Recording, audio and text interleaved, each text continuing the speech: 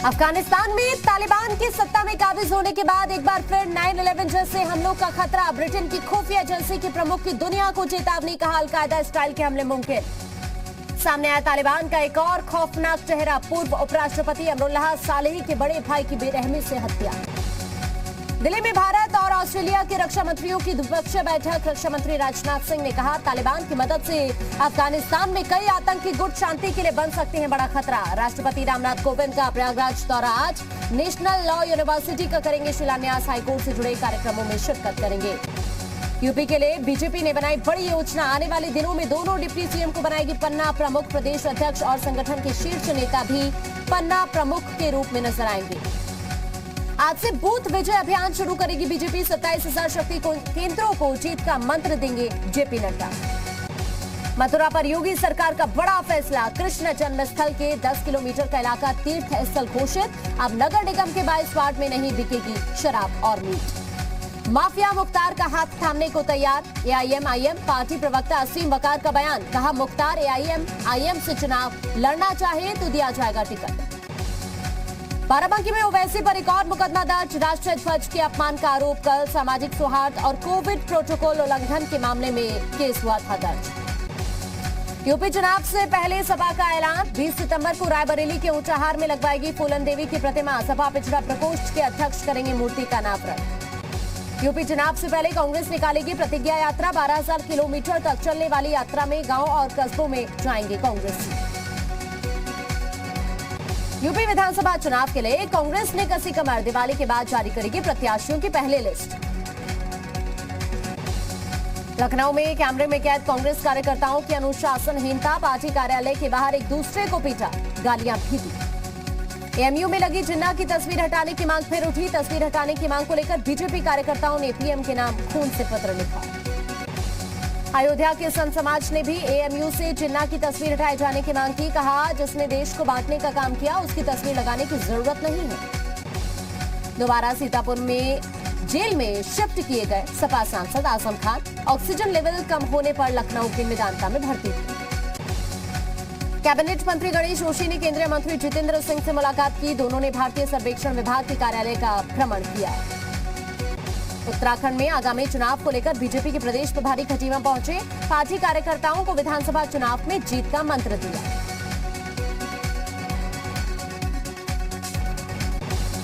अल्मोड़ा के खूट गांव में मनाया गया गोविंद बल्लभ पंत का 134वां जन्म उत्सव। लोगों ने श्रद्धांजलि दी। विधानसभा उपाध्यक्ष रघुनाथ सिंह चौहान मौजूद रहे। रुद्रप्रयाग में प्रशासन के आश्वासन के बाद ग्रामीणों ने खत्म की भूख हड़ताल। मोटा मार्ग निर्माण की मांग को लेकर चल रही थी हड़ताल। चुनाव से पहले सपा विधायक की गुंडाई शुरू। कानपुर में सपा विधायक इरफान सोलंकी के भाइयों ने एक शख्स को पीटा, सीसीटीवी में कैद कर लिया। हरदोई पहुंचे एसपी के राष्ट्रीय महासचिव इंद्रजीत सरोज ने बीएसपी सुप्रीमो मायावती पर निशाना साधा। कहा, उन्हें माफिया शरीफ नहीं, पैसे से मतलब।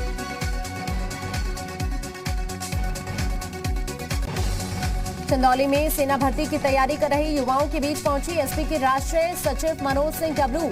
कहा, सेना में भर्ती होकर देश सेवा के जरिए प्रदेश का नाम रोशन करें।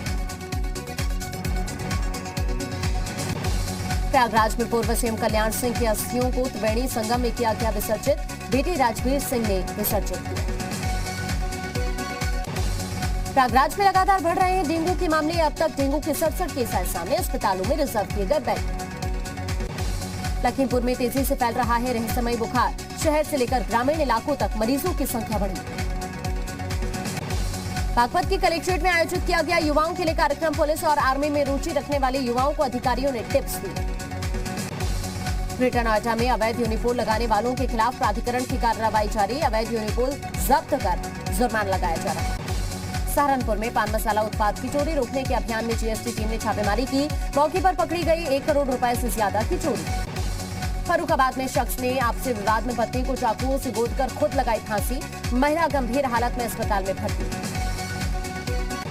प्रतापगढ़ के रानीगंज इलाके में कॉलेज संचालक और दुकानदार पर ताबड़तोड़ फायरिंग हुई। छेड़खानी का विरोध करने पर फायरिंग की गई। घायलों का इलाज जारी।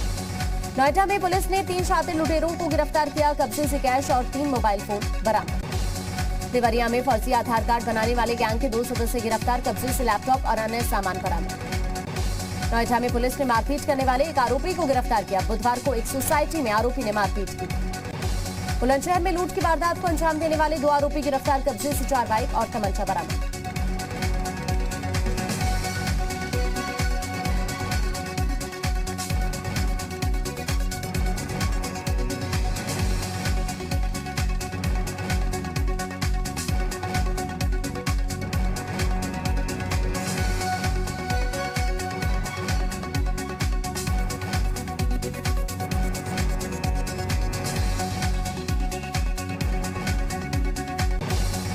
जालौन में दिन दहाड़े किराने की दुकान से 91,000 रुपए की चोरी हुई। मामले की जांच में जुटी पुलिस।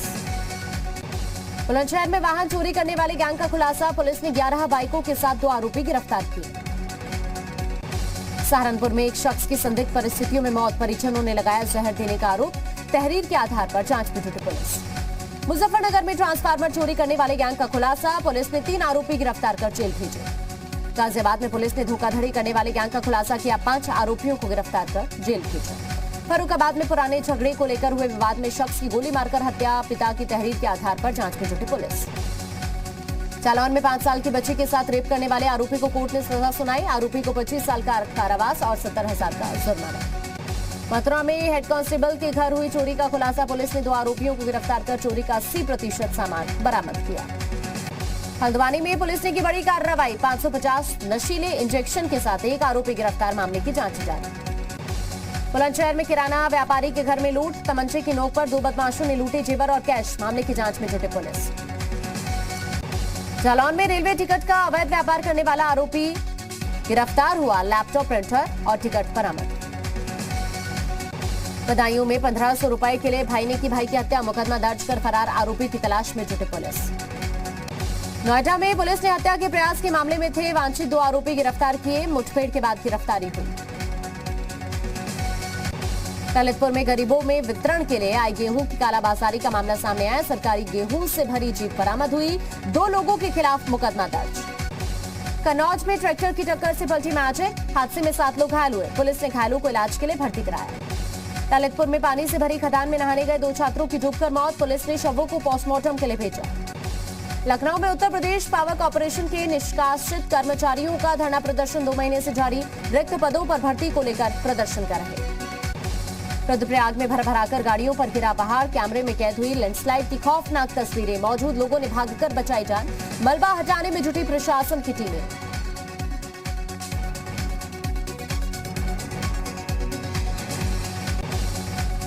रुद्रप्रयाग में बादल फटने से भारी नुकसान, कई गाड़ियां क्षतिग्रस्त और सड़कों को भी काफी नुकसान, कई रास्तों पर आवाजाही पूरी तरह ठप। उधम सिंह नगर में तीसरे दिन मिला मां और बच्ची का शव, मानकी घाट पर पानी के तेज बहाव में बह गई थी दोनों। एसडीआरएफ और एनडीआरएफ ने शव को ढूंढा। देहरादून के कारगी इलाके में 2 लोगों को ले जा रही एक कार नाले में गिर गई, स्थानीय लोगों ने एक शख्स को बचाया, दूसरे की तलाश जारी। बिहार के नवादा जिले में पुलिसकर्मी का एक वीडियो वायरल, वीडियो में पुलिसकर्मी एक बंदी को बुरी तरह से पीटता नजर आया। मुंबई में 30 वर्ष की एक महिला से निर्भया जैसी दरिंदगी, पीड़िता की हालत नाजुक, पुलिस ने एक आरोपी को गिरफ्तार किया। पटना में ट्रक ने ऑटो को टक्कर मार दी, हादसे में ऑटो सवार सभी लोग गंभीर रूप से घायल, स्थानीय लोगों ने ट्रक चालक की जमकर पिटाई की। पटना में दहेज नहीं देने पर महिला की हत्या, परिजनों ने जिंदा जलाने का आरोप लगाया, ससुराल वालों को कड़ी से कड़ी सजा देने की मांग। बिहार के सीवान में दबंगों ने पैसों के लेन देन को लेकर एक महिला को गोली मार दी, गोली लगने से महिला गंभीर रूप से घायल। हरियाणा के फतेहाबाद में बारिश का कहर, तूफान के कारण पेड़, बिजली के खंभे गिरे, यातायात भी ठप, बंद रास्तों को खोलने का काम जारी। हरियाणा के हिसार में एक नहर अचानक से टूट गई, किसानों का कहना है कि रिसाव के चलते नहर टूटी है। करनाल में किसानों के धरने का 4था दिन, किसान लगातार धरने पर डटे, मांगे पूरी नहीं होने तक धरने की चेतावनी। किसानों के धरने से एक बार फिर खाने पीने की तस्वीर आई सामने, करनाल में धरने पर बन रहे हैं तरह तरह के पकवान। करनाल में धरने पर सेवा करने वाले लोगों की भीड़ उमड़ी, धरने पर कहीं लस्सी तो कहीं कोल्ड ड्रिंक जैसे सामान देकर किसानों की सेवा कर रहे लोग। कोरोना के हालात और वैक्सीनेशन पर प्रधानमंत्री मोदी की समीक्षा बैठक, कैबिनेट सचिव, गृह सचिव समेत कई मंत्रालयों के अधिकारी शामिल। बीजेपी अध्यक्ष जेपी नड्डा का बयान, कहा कोरोना से लोगों को बचाने के लिए बीजेपी ने करीब 7 लाख वॉलंटियर्स तैयार किए। गुजरात के मुख्यमंत्री विजय रूपाणी का बयान, कहा हिंदू लड़कियों को फंसाने वालों के साथ कोई नरमी नहीं, सख्ती से निपट रही सरकार। बीजेपी ने राहुल गांधी के मां दुर्गा लक्ष्मी पर दिए बयान को भावनाओं का अपमान बताया, कहा राहुल ने जीएसटी से मां लक्ष्मी की तुलना की, माफी मांगी। लव जिहाद पर पहली बार केरल के बिशप का दावा, कहा केरल की ईसाई और हिंदू लड़कियों को फंसाकर अफगानिस्तान के आतंकी शिविरों में भेजा। अयोध्या के संतों में लव जिहाद को लेकर नाराजगी, संतों ने सरकार से लव जिहाद खत्म किए जाने की मांग की।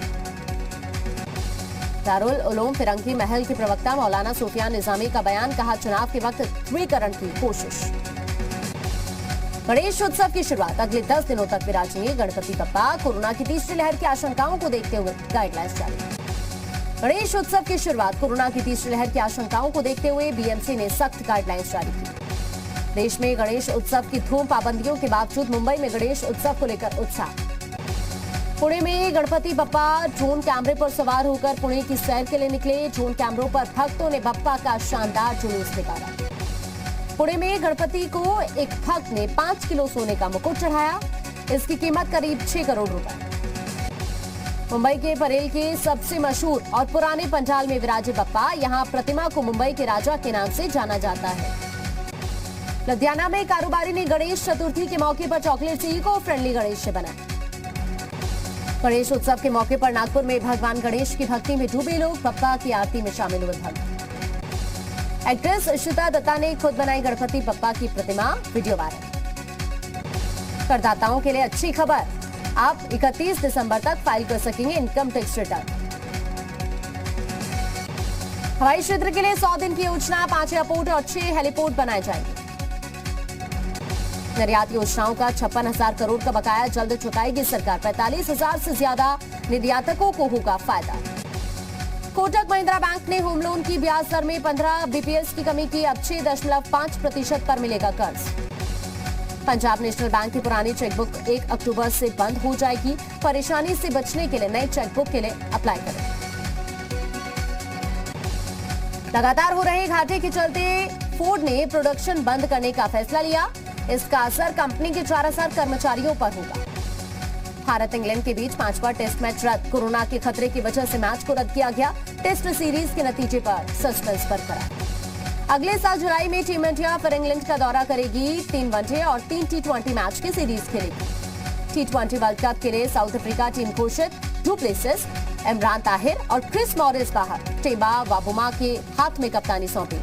दिल्ली में भारत और ऑस्ट्रेलिया के रक्षा मंत्रियों की द्विपक्षीय बैठक, बोले राजनाथ सिंह इंडो पैसिफिक क्षेत्र में शांति सुरक्षा के लिए भारत ऑस्ट्रेलिया मजबूत सहयोगी। पंजशीर में तालिबान का खूनी खेल जारी, अफगानिस्तान के पूर्व उपराष्ट्रपति अमरुल्लाह सालेही के भाई की हत्या। तालिबान ने 9/11 की शपथ ग्रहण को बताया अफवाह, बिना तारीख तय किए शपथ ग्रहण के लिए तालिबान ने रूस समेत 6 देशों को न्योता भेजा। अफगानिस्तान में सरकार की शपथ से पहले तालिबान पर अमेरिका का हृदय परिवर्तन, व्हाइट हाउस का बयान, तालिबान का रवैया व्यापारी और प्रोफेशनल जैसा। मैक्सिको में भारी बारिश के चलते बाढ़, सड़कें नदियों में तब्दील, बाढ़ का पानी लोगों के घरों में घुसा। साउथ अमेरिका के वेनेजुएला में भारी बारिश के चलते मोरन नदी उफान पर है, लगातार बारिश से बाढ़, 2000 से ज्यादा परिवार बाढ़ से प्रभावित। स्पेन के जंगलों ने आग लगी, जिस तरह स्पेन के जंगलों में उसने भयंकर रूप ले लिया है, 2000 हेक्टेयर जंगल आग में झुलस गए। रितेश देशमुख ने जेनेलिया डिसूजा के साथ मजेदार वीडियो शेयर किया, वीडियो में दोनों जमकर मस्ती करते दिखे। टीवी एक्टर विवेक दहिया का नाम वर्कआउट वीडियो सामने आया है, वीडियो में फिट बॉडी के लिए विवेक जमकर मेहनत करते नजर आए।